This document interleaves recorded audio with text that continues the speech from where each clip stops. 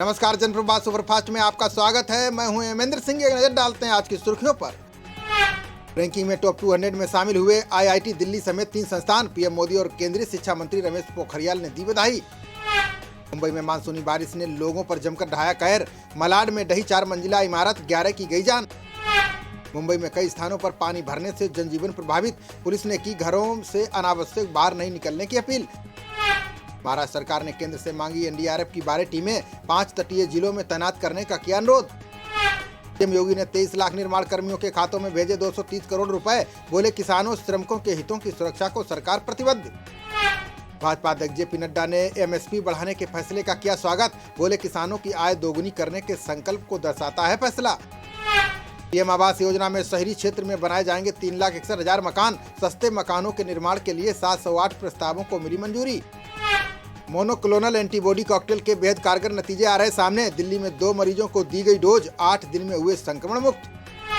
2 साल के बच्चों पर वैक्सीन का दुनिया में पहला ट्रायल कानपुर में शुरू। भारत बायोटेक की स्वदेशी वैक्सीन कोवैक्सीन की दी गई डोज। कमी के बाद राज्यों को फिर से मिलने लगी कोरोना वैक्सीन। 21 जून से पहले पुराने ऑर्डर की आपूर्ति करेंगी कंपनियां। तीसरी लहर की आशंका के बीच सरकार ने जारी किए दिशा निर्देश। कहा रेमडेसिविर से नहीं होगा बच्चों में कोरोना संक्रमण का इलाज। महामारी में मनरेगा के तहत 1 साल में घटा 48% रोजगार। मई 2020 में 50 करोड़ लोगों को मिला था काम, जो अब 26 करोड़ पर अटका। देश में बीते 24 घंटे में कोरोना के 93,828 मामले आए सामने। बिहार में संशोधन के बाद एक दिन में 6,148 की गई जान। देश में संक्रमितों का कुल आंकड़ा 2 करोड़ 91 लाख के पार। अभी तक 3,59,000 लोगों की जा चुकी है जान। देश में अभी 11,65,000 मरीजों का चल रहा इलाज, जबकि 2 करोड़ 76 लाख लोगों को मिल चुकी है छुट्टी। अखिलेश यादव के ट्वीट के बाद सैफई में बड़ी टीकाकरण की रफ्तार। सामुदायिक स्वास्थ्य केंद्र पर लगे कैंप पर पुरुषों महिलाओं की भीड़। एलोपैथी विवाद के बाद योग गुरु बाबा रामदेव का बड़ा बयान। कहा जल्द लगवाएंगे वैक्सीन, लोगों से भी की अपील। उत्तर प्रदेश लोक सेवा आयोग को इलाहाबाद हाईकोर्ट ने दी बड़ी राहत। मुख्य सूचना आयुक्त की ओर से जारी वसूली आदेश पर लगाई रोक। यूपी महिला आयोग की सदस्य मीना कुमारी का बेतुका बयान। का लड़कियों को ना दे मोबाइल, बढ़ते अपराध का सबसे बड़ा कारण। कोरोना संक्रमित ससुर को पीठ पर उठाकर बहू पहुंची अस्पताल। फोटो खींचते रहे लोग। असम के नगांव की यह घटना। ट्रंप के टिकटॉक जैसे चीनी ऐप्स पर रोक के फैसले को बाइडेन ने पलटा। अमेरिकी राष्ट्रपति ने रद्द करने के कार्यकारी आदेश पर किए हस्ताक्षर। अनलॉक होते ही बहुत खराब श्रेणी में पहुंची दिल्ली एनसीआर की हवा। अगले 24 घंटे तक प्रदूषण की यही स्थिति रहने की संभावना। चीनी अरबपतियों से आगे निकले मुकेश अंबानी और गौतम अडानी। सूची में अंबानी को 12वां और अडानी को मिला 14वां स्थान। 14 जून से रेलवे दिल्ली से चलाएगा 1 दर्जन से अधिक ट्रेनें। जल्द ही पटरी पर उतरेंगी 100 से अधिक स्पेशल गाड़ियां। पंचायत अध्यक्ष प्रत्याशियों के चयन के लिए भाजपा की हुई उच्च स्तरीय बैठक। तय किए अध्यक्षों के नाम। 60 से ज्यादा सीटें जीतने का रखा लक्ष्य। अलीगढ़ जहरीली शराब कांड को लेकर प्रियंका ने सरकार पर साधा निशाना। बोली घटना के पीछे प्रशासन और शराब माफियाओं का गठजोड़। राहुल गांधी ने स्थानीय भाषाओं के संरक्षण पर दिया जोर। बोले लोगों को उनकी भाषा में समझाकर टीके पर फैले भ्रम को किया जाए दूर। गुजरात में कुछ प्रतिबंधों के साथ फिर खुले होटल, धार्मिक स्थल और जिम। 26 जून तक सीमित लोगों के साथ राजनीतिक कार्यक्रमों की अनुमति।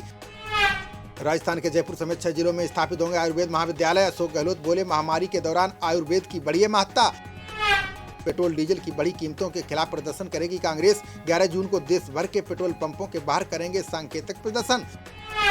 मदरसा शिक्षकों को प्रशिक्षण देंगे प्रशासनिक अधिकारी और शिक्षाविद। योगी सरकार ने शुरू किया छात्रों को आधुनिक शिक्षा से जोड़ने का काम।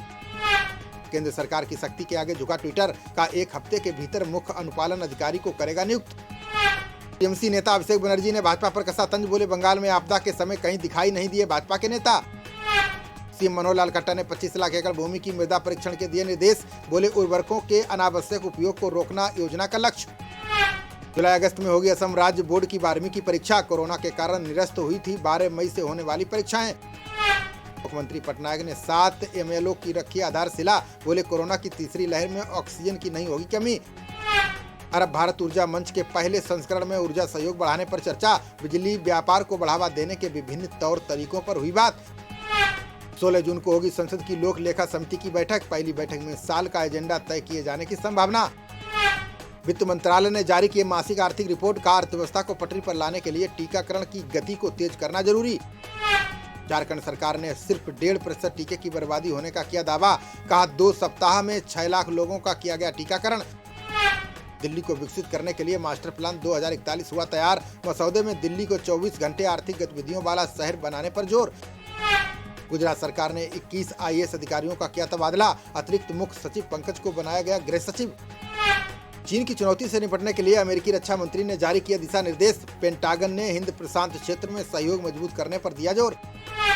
उत्तराखंड मंत्रिमंडल ने दी कोरोना को लेकर वात्सल्य योजना को मंजूरी। माता पिता को खोने वाले बच्चों को 21 साल तक मिलेगी 3000 की पेंशन। नीति आयोग के CEO अमिताभ ने की मुक्त व्यापार समझौते की वकालत। बोले FTA से अलग होने पर आगे बढ़ने के अवसरों को खो देगा देश।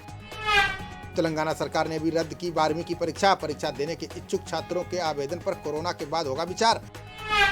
विश्व टेस्ट चैंपियनशिप से पहले टीम इंडिया की ग्रुप ट्रेनिंग शुरू। कप्तान कोहली समेत खिलाड़ियों ने बहाया जमकर पसीना। भारत के खिलाफ इंग्लैंड की महिला टेस्ट क्रिकेट टीम का ऐलान। दोनों टीमों के बीच 16 जून से खेला जाएगा एकमात्र टेस्ट। नस्लभेदी टिप्पणियों से बुरी तरह मुसीबत में फंसे इवन मॉर्गन। IPL की KKR ने कड़ी कार्रवाई के दिए संकेत।